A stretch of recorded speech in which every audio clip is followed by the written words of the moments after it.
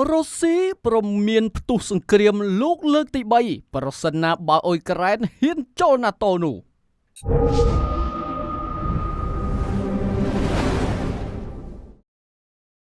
មន្ត្រីក្រុមប្រឹក្សាសន្តិសុខរុស្ស៊ីម្នាក់និយាយកាលពីថ្ងៃប្រហ័សទី13ខែតុលាថាប្រសិនណាបើអ៊ុយក្រែន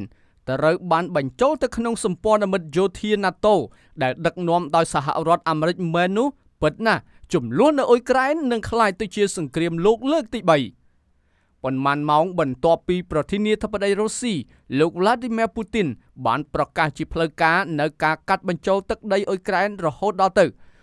18% កាលពីថ្ងៃទី30ខែកញ្ញាប្រធានាធិបតីអ៊ុយក្រែនលោក Volodymyr Zelensky បានប្រកាសពីការប៉ុនប៉ងគួរឲ្យភ្ញាក់ផ្អើលដើម្បីចូលរួមជាមួយនឹងអង្គការ NATO ឲ្យបានលឿនជាទីបំផុតទោះបីជាយ៉ាងណាក៏ដោយសមាជិកភាពពេញសិទ្ធិរបស់អង្គការ NATO សម្រាប់អ៊ុយក្រែនគឺមិនងាយនោះទេដោយសារតែសមាជិកទាំង30របស់សម្ព័ន្ធភាពមួយនេះត្រូវតែផ្ដល់ការយល់ព្រមរបស់ពួកគេសារព័ត៌មាន TASS បានដកស្រង់សម្ដីលោក Alexander Venedito អនុលេខាធិការក្រុមប្រឹក្សាសន្តិសុខរុស្ស៊ីដែលនិយាយថាទីក្រុងគៀវដឹងយ៉ាងច្បាស់ថាវិធានការបែបនេះនឹងមានន័យថានាំឲ្យកើតមានសង្គ្រាមលោកលើកទី3លោក Venedito និយាយថាលោកមានអារម្មណ៍ថាសំណើរបស់អ៊ុយក្រែនគឺជាការឃោសនាទាំងលោកខាងលិចក៏យល់ផងដែរអំពីផលវិបាកនៃសមាជិកភាពអ៊ុយក្រែនរបស់អង្គការ NATO នោះសូម្បីសមាជិក NATO ខ្លួនឯងក៏យល់ពីហានិភ័យការធ្វើអត្តឃាតដោយសារតែវិធានការបែបនេះផងដែរប្រធានាធិបតីរុស្ស៊ីលោក Vladimir Putin បានរិះគន់ម្ដងហើយម្ដងទៀតប្រឆាំងទៅនឹងសហរដ្ឋអាមេរិកចំពោះការជំរុញឲ្យអង្គការ NATO ពង្រីកទៅទិសខាងកើតជាពិសេសការស្វាគមន៍របស់ខ្លួនចំពោះអតីតសាធារណសូវៀត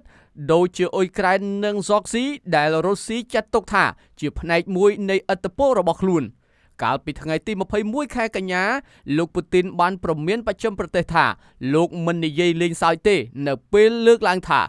លោកត្រៀមខ្លួនរួចជាស្រេចក្នុងការប្រើប្រាស់អាវុធនុយក្លេអ៊ែរដើម្បីការពារប្រទេសរុស្ស៊ីប្រឆាំងទៅនឹងអ្វីដែលលោកចាត់ទុកថាជាការគំរាមកំហែងនុយក្លេអ៊ែរពីមហាអំណាចលោកខាងលិចធំៗ